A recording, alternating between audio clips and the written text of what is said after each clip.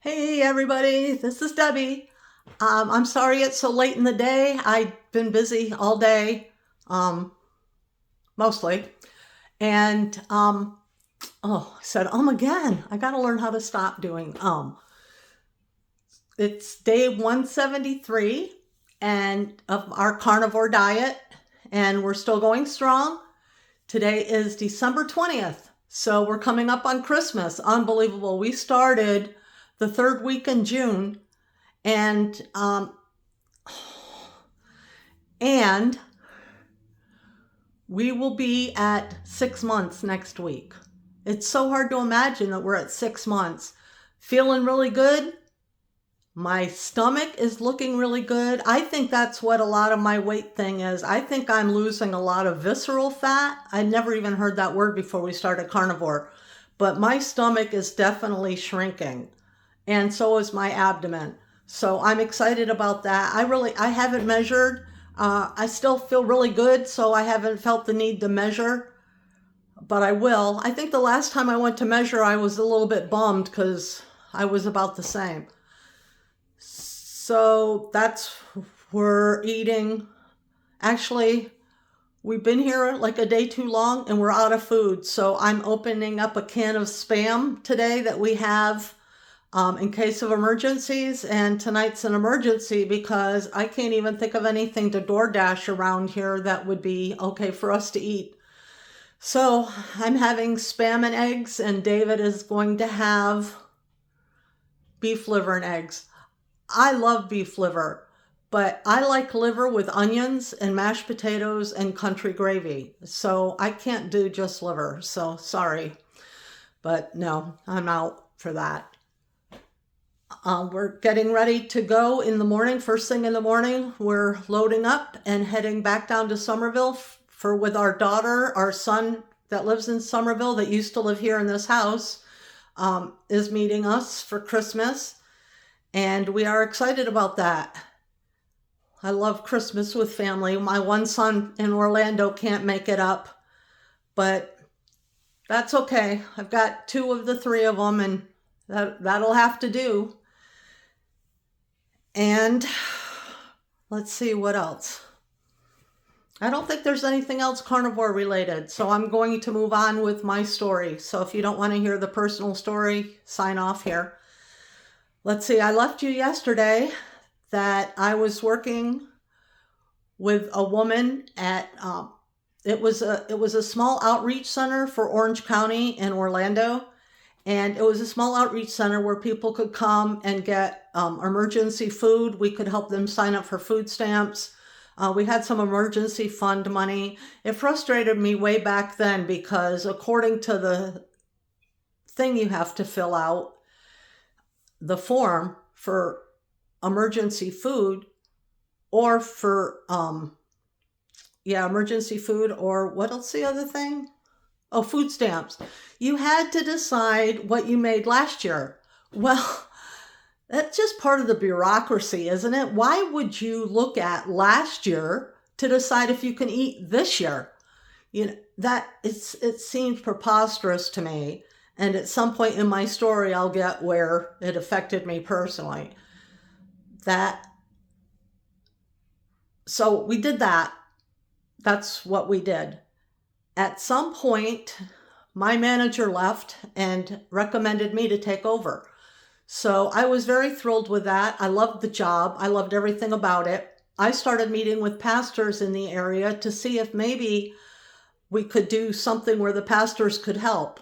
So I was meeting with pastors to see if they would maybe, if they might be a place I could send them if they needed more emergency food, or if they needed something medical or something that we couldn't provide, maybe they would be willing to help out.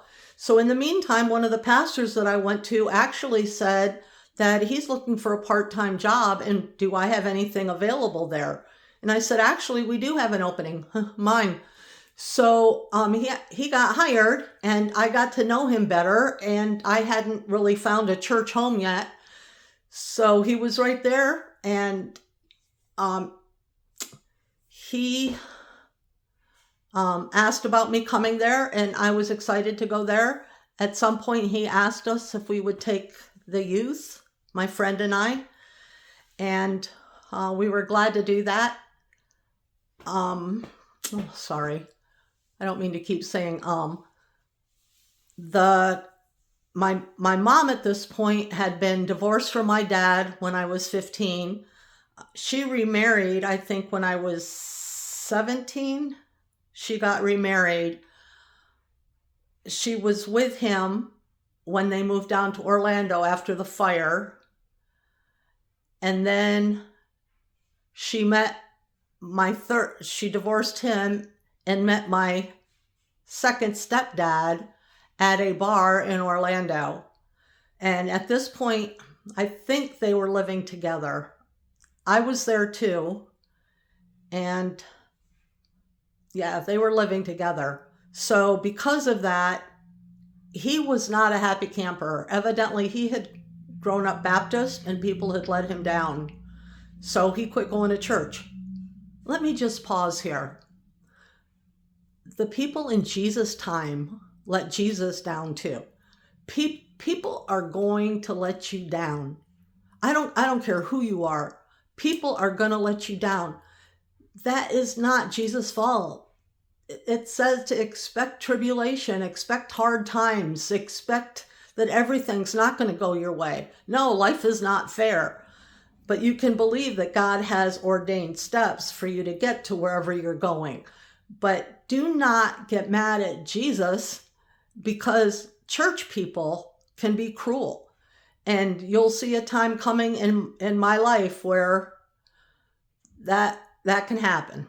And that's just part of, you either decide to die on that mountain, or you decide to stand back and see maybe the good that God worked out in your life and move on. If you're holding, am I preaching?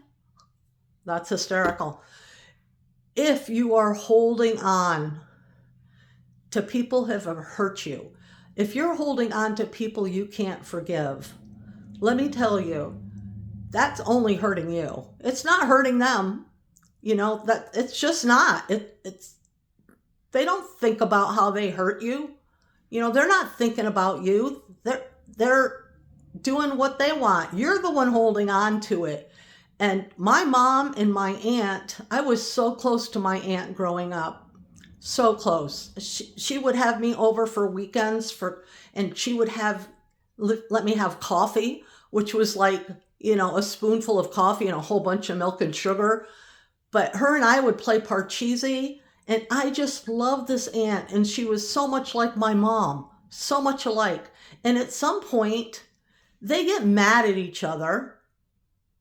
All of my relatives are like that, but they get mad at each other, and they're holding this grudge against each other. My mom laid on her deathbed asking to talk to Aunt Joan. We called Aunt Joan and said, "Would you please talk to Mom?" No. Not talking to Mom, not talking to your mother. And now she died like 5 years later. What is the point of that? Well, I don't get it. If you forgive people, it frees you up out of your prison. Like, think about that this Christmas time, okay? If I don't say anything else but that, if you're holding something against somebody else, let it go. Forgive them. You're the one imprisoned. They are not. Let it go. We are all supposed to forgive. We are all supposed to love. So I'm going to leave you that as we're coming up on Christmas. Let's love. I don't agree with everybody with what they're doing, but that's not my place to judge. I can say, I don't agree with this lifestyle, or I don't agree with this. But I love you and I forgive you, and I still want you part of my life. Whether they're doing everything according to what I think they should do or not, it's still their life to live, and it's still their choices they're making. But if you have a choice today to forgive, I just really pray that you will take this time to think about how imprisoned you are. Like I said, you're not hurting them. Let yourself be free and let yourself feel that peace that comes with allowing yourself to forgive. So anyway, as we approach Christmas, I'm wishing all of you joy, love, and above all, peace in your own heart. Take care. I'll talk to you soon. Bye.